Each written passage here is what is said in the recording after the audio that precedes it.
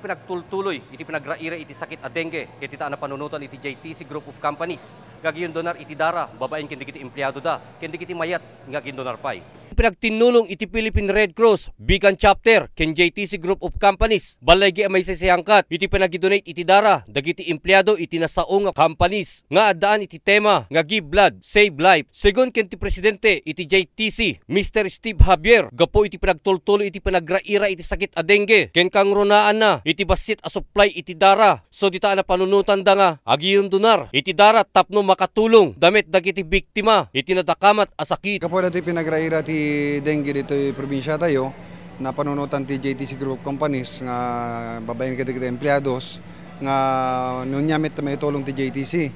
Ket inline iti programa ti JTC ti corporate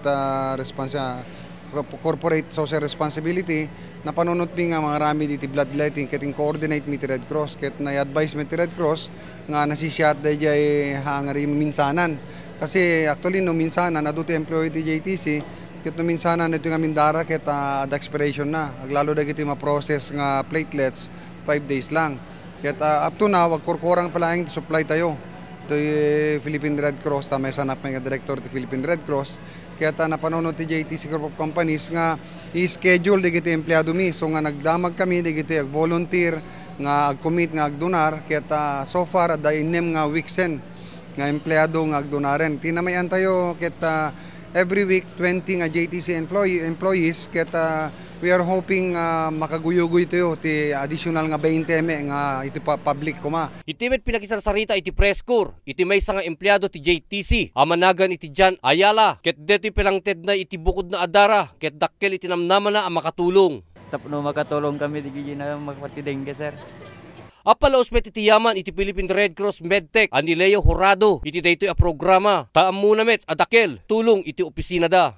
Napnan unay apo ti ragsak ken yaman mi ken datoy programa nga insayangkat iti JTC ta siguradwek adumanin ti pasyente ken dagitay masaksakit nga mabalin tayo nga matulungan babaen ken datoy indunar dagitay empleyado ken dagitay walk-in nga volunteer donors tayo.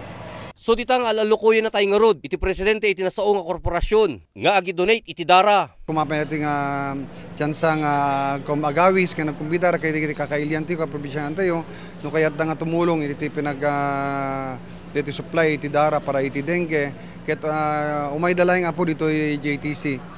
Dito yung third floor ti JTC Mall, every Thursday data, 9 to 12 noon, dato iti JTC, dato iti Philippine Red Cross nga magserbi laeng tanong maalan lang dito kasapulan ta.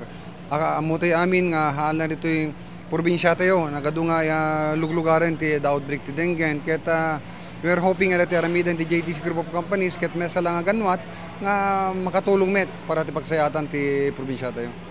Para iti press corps, Ryan Pardo.